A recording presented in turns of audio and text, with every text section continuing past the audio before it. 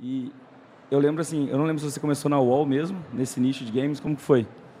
Cara, eu comecei no mercado de games, na verdade, foi em 2000, né? Mas da época de revista, coisa e tal. Mas Tem uma quando a galera gente... aí que nem era nascida esse ano aí.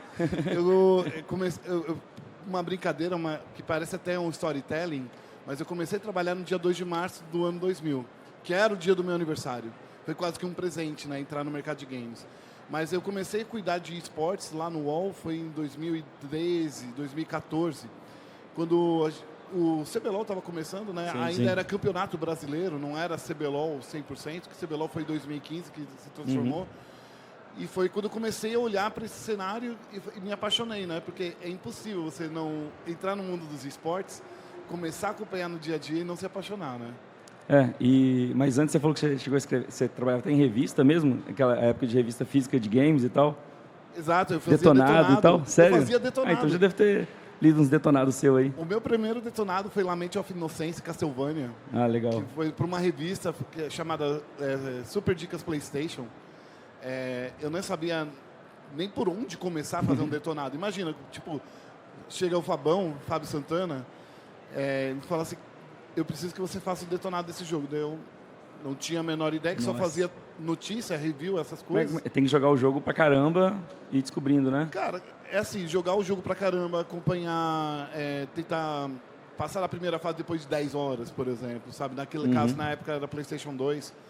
Então, era tentar descobrir todos os segredos. Então, assim, tentar... Se o jogo tem colecionáveis, onde estão esses colecionáveis? Nossa. Se o jogo tem, por exemplo, um quebra-cabeça, como é que você passa esse quebra-cabeça? Na época era mais difícil porque os jogos, eles escondiam as coisas, né? Sim, sim. Hoje em dia já está meio que... Você abre o jogo, tá no mapa e vai lá e faz, sabe? Então, Já mas mudou bastante, né? naquela época era muito diferente. Os segredos eram realmente secretos. Sim. Então era E fazia parte do jogo até, né? Parece que hoje realmente isso nem faz tanto parte assim, né? Hoje virou meio que um checklist, né? Então você Sim. vai lá, entra, tem que pegar 10 moedas do Mario. E o mapa já tem lá onde são as moedas. Então, assim, hoje está muito mais fácil. Eu acho que é justamente para facilitar as pessoas que não têm acesso aos sites específicos ou até mesmo comprar guias. Antigamente a gente fazia guia, imagina, uma revista inteira que era um detonado de um jogo, né? A Gamers Book ficou muito famosa por causa disso. Mas eu acho que hoje em dia já está numa outra mentalidade de não frustrar o jogador. Sim. E ali na UOL, então, você já começou depois a estar cobrindo esportes também, né? Eu comecei o primeiro campeonato que eu fui ver foi a WCG de 2008. Mas naquela época era um evento, sabe? Foi no Brasil mesmo? Foi no Brasil, lá no Shopping Eldorado. Ó, legal. Então, assim, mas fui lá meio que para fazer a cobertura de um evento de games. A gente não imaginava que ia ser um torneio onde o MIBR ia se tornar campeão mundial. A gente não tinha essa noção. A WCG foi quase a Olimpíada dos games, assim, né? De esportes e tal, né? Mas a WCG tinha justamente esse mote. Era as Olimpíadas de videogames, que tinha Counter-Strike, StarCraft e Guitar Hero. Então, assim, era um torneio bastante, como posso dizer, democrático. Sim. Então, assim... E tinha bastante prestígio também, Tinha né? bastante prestígio. Depois, nos últimos anos da WCG, ficou mais focada no mobile. E aí, acho que o mercado mobile fica até meio triste, porque a gente acabou não dando muita atenção. Sim. Mas quando eu realmente virei, entre aspas, redator de esportes, foi em 2012, 2013, quando teve o evento do LoL lá no WTC Hall. Acho que foi 2013, se não me engano, onde a PEN foi campeã, com Minerva de atirador. Não.